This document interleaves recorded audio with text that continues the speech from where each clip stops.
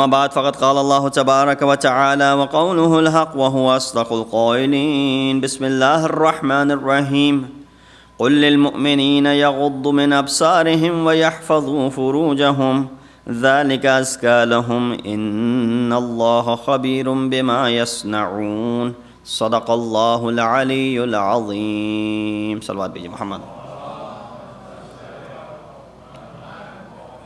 Assalamu alaikum wa rahmatullahi wa barakatuhu. Continuing with the tafsir of Surah Noor, I recited verse number 30. If you remember, the last three verses were prelude to this verse, as they were all advising mankind towards lowering of the gaze, lowering of the eyes, and the admonition in regards to the dangers of looking and whatnot. And here it says, tell the faithful men to cast down their looks and to guard their private parts. That is more decent for them. Allah is indeed well aware of what they do. Some of the points that we derive from this particular verse, we see that the word yaghuddu comes from the root ghadda, which means to cut down or lower. Hence Luqman, Hakim Luqman, in chapter Luqman, when he's advising his son, he says, وَغْضُضْ مِنْ صَوْتِكَ, lower your voice and don't speak loudly. So the same word or the verb is used over there in the sense of lowering the voice. Here it is used in the sense of lowering your eyes, lowering your gaze, casting down your eyes and not looking up where it's not supposed to, when you're not supposed to look up. Here also when غَضَّ basar, it doesn't mean to close your eyes. So over there when he says lower your voice, he wasn't telling him to stop speaking. He was telling him to lower the sound, lower the voice. You don't need to speak above someone in order to prove your point. You can speak softly and get your point across. And that is the most civilized method of speaking. Over here, ghadh also is referring to not closing it. Rather, it means to lower it. You still look. You're not going to be closing your eyes, so unless you run into a wall or something, you're still going to be looking, yet you'll just be casting down your eyes and your gaze. So the word ghadh over here in the sense of lowering. Second word is that being used over here is furuj. Furuj literally means the private parts, is the plural for that, means private parts, which must be covered from onlooker's eye. Although in other places of Quran, when it says, they protect their, furuj, or they protect their, private parts. For example, in Surah Al-Mu'minun, verse number 5, it says, قَدْ أَفْلَحَ الْمُؤْمِنُونَ الَّذِينَ this, الَّذِينَ that. It comes to this, وَالَّذِينَ هُمْ لِفُرُوجِهِمْ حَافِظُونَ. That these are the people, mu'mineen are the one who protect their private parts. Over there, or any place else, wherever the word furuj has appeared, is referring towards the staying away from the indecent act of adultery. Only over here it is what it is saying, protecting and literally covering your body parts from an onlooker's eye. So in this verse, based on some tradition, it means protection of eyes from seeing unlawful things, rather than the furuj. In other places in Quran, it refers towards the concept of adultery. Tradition about looking. We get a tremendous amount of ahadith in regards to as far as the etiquettes of looking is concerned. In fact, in our fiqh, there is a chapter of ahkam of nigah kardan, or looking at someone. There's ahkam, there's a whole chapter about it. And there are guidelines and there are ahkam pertaining to that. We see in a hadith from our Amir al-Mu'mineen Ali ibn Abi Talib alayhi salatu wasalam. And this hadith is in Khisal. It says, Imam said, لَكُمْ أَوَّلُ نَظْرَةٍ إِلَى الْمَرْأَةِ فَلَا تُتْبِعُوهَا نَظْرَةً أُخْرَى وَاحْذَرُوا الْفِتْنَةِ. He said, first look is allowed, as this is where we derive our laws. So we derive our laws from this ayat of Quran, and then we look at the ahadith that Masumeen have said in this regard, and that's where they derive the further expansion of the laws. So you look at this hadith from Imam, he says, the first look is allowed. So when you looked at someone, it's allowed. But the consecutive looks are problematic, as it will lead to corruption. So therefore, the concept is being mentioned over here, similar into this ayah, and what Amir al-Mu'mineen is saying over here, أَوَّلُ لَكُمْ أَوَّلُ نَظْرَ. For you, the first nazar is allowed, because you sometimes might even look to, to see what's going on and what's in front of you. But then, when you've seen what is in front of you, the second look is something which is not permissible. So therefore, the concept of hurmat comes into play. We read in another hadith, it says, all eyes will be weeping on the day of judgment except 3 eyes. The eye which is fearful of Allah, eye which is lowered or closed in front of sins, and the eye which remains vigil in the way of Allah subhanahu wa ta'ala. So when we lower our gaze, when we close our eyes, when we cast down, that is indeed an eye which will not be weeping on the day of judgment. And you do not want to be the eye which is weeping on that particular day. In Sahih al-Bukhari, we read that Prophet Hazrat Muhammad Mustafa sallallahu alaihi wasallam went to the extent, he said, don't sit in the path of the people. So, there are bazaar, there are marketplaces, sometime, not over here, but I'm sure places that we come from, we've seen how they start out very nicely, but then they start increasing and they start taking up room, and then you see that the pathway has decreased to this much. It's literally no room for people to walk by, as some of the very congested markets and bazaars when in back home, for example. So when you take up some people who are, this is the pathway, it is made for people to walk. First of all, you should not be usurping their right to walk. Once you have done so, Prophet says, don't sit in the path of the people. Some people replied that we don't have any choice, we have to do that. Prophet then added, then pay their dues. When asked about what is the dues, Prophet replied by saying, وَمَا حَقُّ الطَّرِيقِ. He said, غَضُّ الْبَصَرِ وَكَفُّ الْأَذَى وَرَدُّ السَّلَامِ وَأَمْرٌ بِالْمَعْرُوفِ وَنَهْيٌ عَنِ الْمُنْكَرِ. Lower your eyes. Do not, have your eyes wandering around, looking at them. Kafful adha, do not harm them. Waraddu salam, reply back to their salam. Amru bil maruf and nahi anil munkar. This is the dues that is incumbent upon you when you have blocked someone's path and you have not given them a space to walk around. If you do such a thing, Prophet is saying this sort of becomes the sadaqah. This sort of becomes the compensation for the act that you have performed. We also read when Hazrat Isa ﷺ, he said, avoid looking at non-mahram, as it will plant the seed of lust in your heart, which is enough for your corruption. So just the concept of looking is so devastating, and we all agree to it. That's why there's so much emphasis laid down. Amir al-Mu'mineen at another place has al-aynu ra'idul qalb, eyes, or the eyes rather, drag the heart along with it. Whatever the eyes see, I recited the other day, baridul qalb. Eye is what? It's the postman it's the delivery man for the heart. It delivers the information from this eye and delivers it directly to the heart. So right away, whatever is seen, it is affecting the heart. It's a tremendous phenomena that how quickly the effect is of the eye onto the heart. The transfer of information and is so subtle that we don't even realize it. And therefore, these ahadith exist. It says, Al-aynu ra'idul qalb, al-aynu masa'idu shaitan. That the eye drags the heart along with it, and the eye is a den for shaitan, from where he ambushes his victim. So therefore, guard your eyes and do not let it be free. Salawat bi Muhammad wa ali Muhammad wa.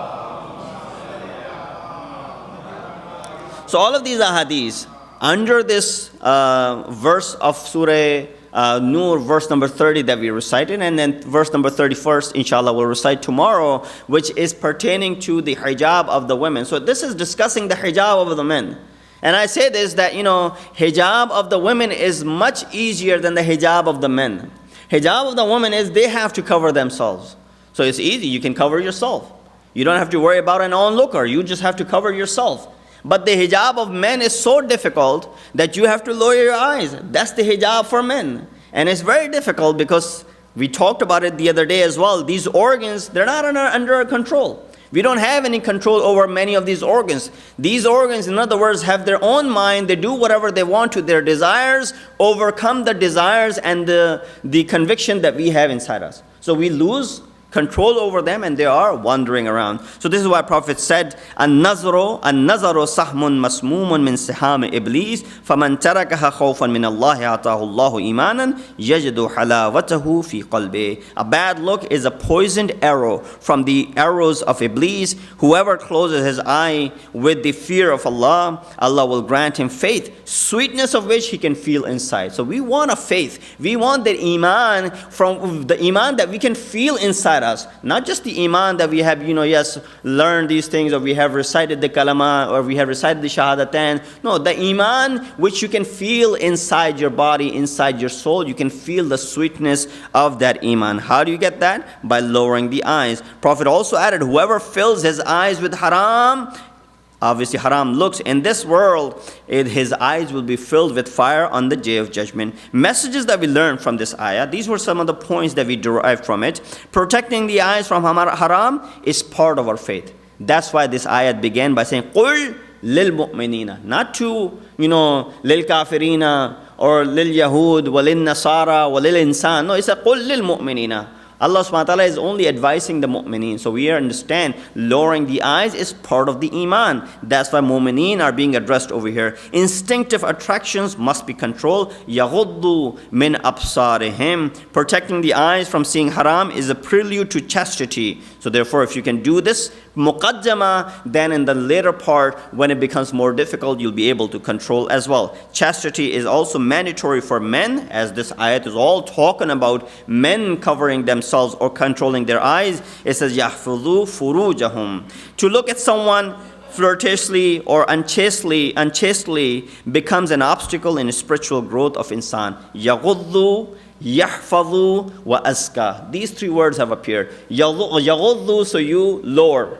يَحْفِظُ, you protect. Azka, you become pure. So this is the formula that is being given over here. Threefold formula. يَغُضُّ, you lower them. يَحْفِظُ, you protect your body parts, those private parts, from committing those crimes. And azka, you will eventually lead to this purification. Threefold formula in one ayat. How much better does it get? That's where we see that is the kalam of Hakim. In one ayah, it gives you the formula and it concludes with it. There's no longer discussion. It's you and I which we go into the details of it and the longer discussions of it so that we can make sense of these things. We're always in the presence of Allah. Let's not disobey Him. Inna Allaha khabirum bima yasna'un. The later part of the ayah says that Allah subhanahu wa ta'ala verily knows what you do. So it's worth noticing the Quran doesn't tell us from what should we protect our eyes.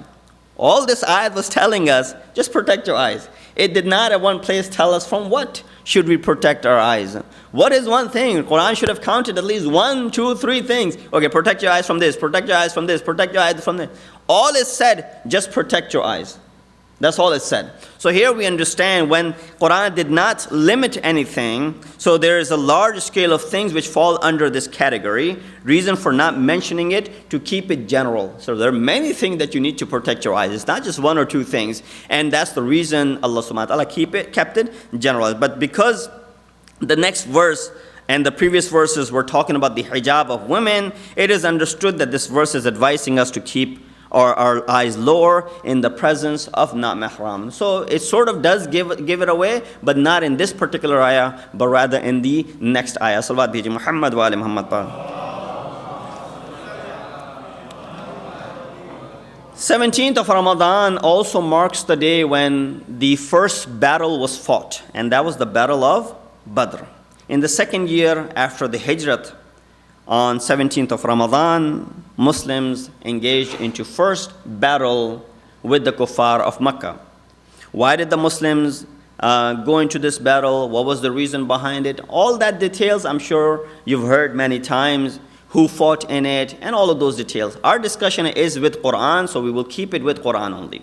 We see that Muslims in the Battle of Badr, it is actually a recent phenomena that people are raising such questions. And you will understand the conclusion that I will derive. Unfortunately, I'll only have 7 or 8 minutes, so I want all of your attention. The conclusion that we will derive as to how this phenomena or these questions are being raised now. It says that in the battle, Muslims in the Battle of Badr closed the water onto the enemy so they can take revenge So then, obviously closing the water, it'll be easier for you to deprive them of water. Out of thirst, you'll be able to go ahead and defeat them. They said, well, this is actually the exact repercussion or the result of what happened in Karbala. Was not the same war tactic that was used by Yazid and his army in Karbala to stop the water flow, stop the water from reaching the camps of Imam Hussein. So over there, you call that to be zulm, oppression in Karbala. But when Muslims did it in the Battle of Badr, it was a war tactic. So when you use it yourself, it's a war tactic. But when it is being used against you over there in Karbala, it becomes oppression. Where do you draw the line? So this is something which is recently some, musannifin are actually posing these questions. And you can understand where this is coming from. It is coming from the same, the Wahhabi mentality, which just shows and portrays that it was a war in Karbala between, two groups of Muslimin. They were fighting one another, and it wasn't really a big deal. Don't make a big deal out of it. The hypothesis must be proven in the question before one can say why. Before you go ahead and raise a question why, you got to prove the point that you're making. That yes, Muslims indeed stopped the water or deprived the kuffar from reaching to the water. You need to prove that first, historically, then you can raise the question why they did it. Because why part does not come into play unless that part is proven. This is a very popular question these days. As I said before, if we pay close attention to it, we can understand that the real reason behind this question, it wasn't raised to be answered. Rather, it was raised to pose three other things, or maybe other conclusions.